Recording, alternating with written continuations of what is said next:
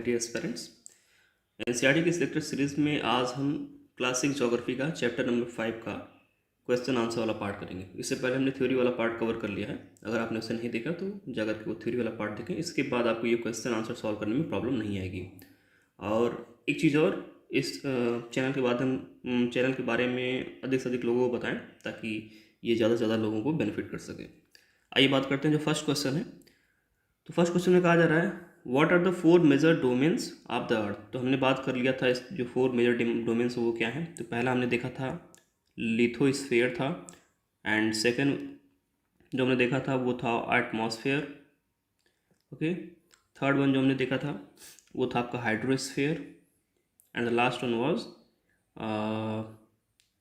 Biosphere. Okay, so biosphere is basically what? Basically the combination of these three conditions. Okay, तो lithosphere, atmosphere, hydrosphere जब तीनों एक जगह, it means land, air and water, जब ये तीनों एक जगह पे मिलते हैं तो वो जो क्षेत्र बनता है उसे कहते हैं बायोस्फीयर। एक नैरो जोन बनता है। So biosphere is a place where life is possible because these three factors are present there. ये हो गया हमारा question number first. Question number second कहता है name the major continents of the earth. Earth के जो मेजर कॉन्टिनेंट्स हैं वो कौन कौन से, उनके बारे में बताइए। जैसा कि हमने डिस्कस किया था, एशिया, हम क्रम वाइज देख रहे हैं इस चीज़ों को, Africa, then north America, then south America, then Antarctica, then Europe, and the last one which is the smallest continent in the world, that is the Australia.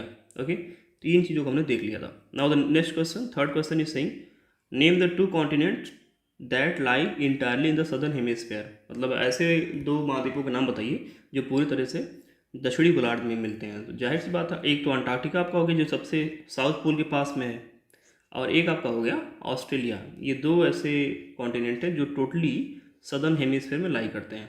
Okay, now the second question, next question is name the different layers of the atmosphere. तो हमने देख लिया था atmosphere में जो layer थे, पहला आपका था ट्रोपोस्फेयर, देन आपका stratosphere, and then mesosphere, then thermosphere, and then exosphere.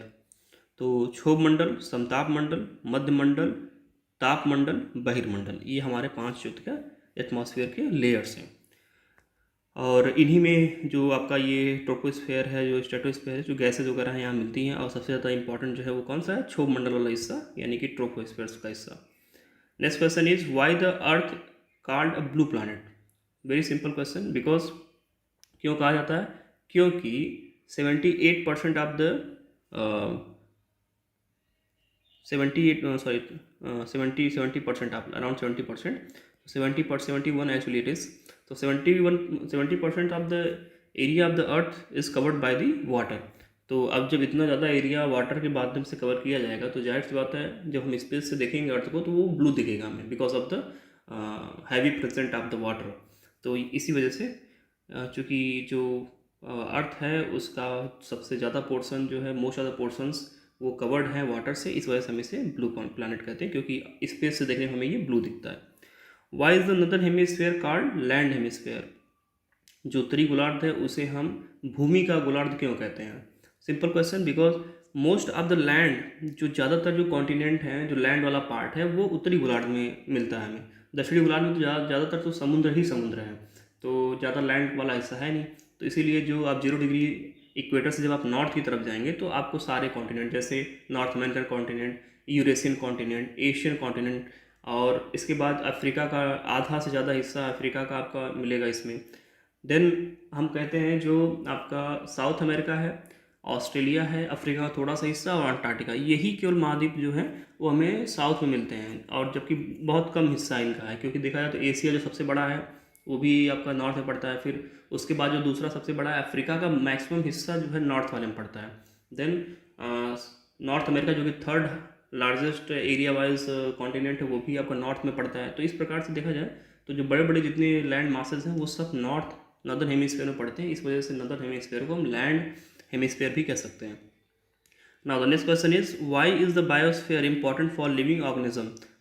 Biosphere जो जीव जंतु, जो जिंदा, जो जीवित चीज़ें हैं उनके लिए क्यों इंपॉर्टेंट है। सिंपल सी बात है, because of the combination of the air, water and land. और इन तीनों की वजह से वहाँ पे लाइफ क्या है, पॉसिबल है। Because of the possibility of life, biosphere becomes important for the living organism. Okay, so ये हमने देख लिया question number 5। Now moving on the next, that is the tick the answer, correct answer part.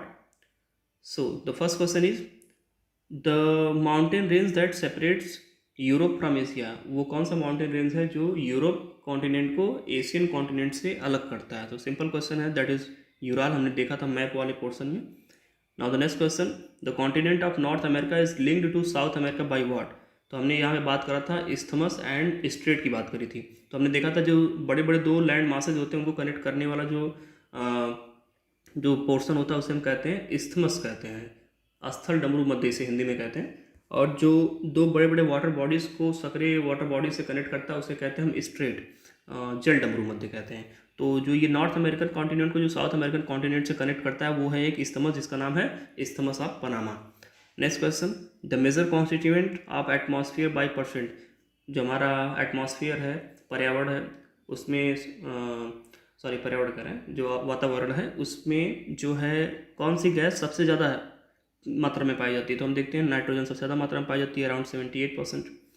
Next question, the domain of earth consisting of the solid rocks. मतलब ऐसा कौन सा domain है अर्थ का जो सॉलिड रॉक्स रखता है? जैसे हमने डोमेन के बारे में पढ़ा था, लिथोस्फीयर हो गया, हाइड्रोस्फीयर हो गया एंड देन आपका एटमॉस्फेयर, ये डोमेन थे। अब हमने देखा इसमें लिथोस्फीयर वाले हिस्से में जो रॉक वगैरह मिलते हैं, ओके, लैंड वाला पार्ट मिलता है। Next question, which is the largest continent? Simple question, Asia. फिर in the blank, the deepest point on the earth dash in the Pacific ocean. कौन सा डीपेस्ट पॉइंट है अर्थ पे? हमने बात किया था इसके लिए मेरियाना ट्रेंच, जिसकी गहराई 11,022 मीटर्स है। Next question, the dash ocean is named after a country. तो कौन सा ऐसा ओशियन है जिसे एक देश के नाम पे रखा गया है? तो एकमात्र ऐसा ओशियन है जिसे हम कहते हैं इंडियन ओशियन। तो इंडियन ओशियन जो है एकमात्र ऐसा ओशियन है जिसे एक देश के नाम पे रखा गया है। Next question, the dash is a narrow contact zone of land, water and air that supports life. तो कौन सा ऐसा जोन है, नैरो जोन है, जो लैंड, वाटर और एयर तीनों के साथ कंटेन करता है और वहाँ पे लाइफ जो है क्या है, पॉसिबल है? Simple, that is the biosphere. हमने बायोस्फीयर के बारे में अच्छे से पढ़ लिया था। Next question, the continents of Europe and Asia together known as. तो इसे हम कहते हैं Eurasia. Okay, next question, the highest mountain peak on the earth. Earth पे कौन सा सबसे ऊंचा माउंटेन पीक है?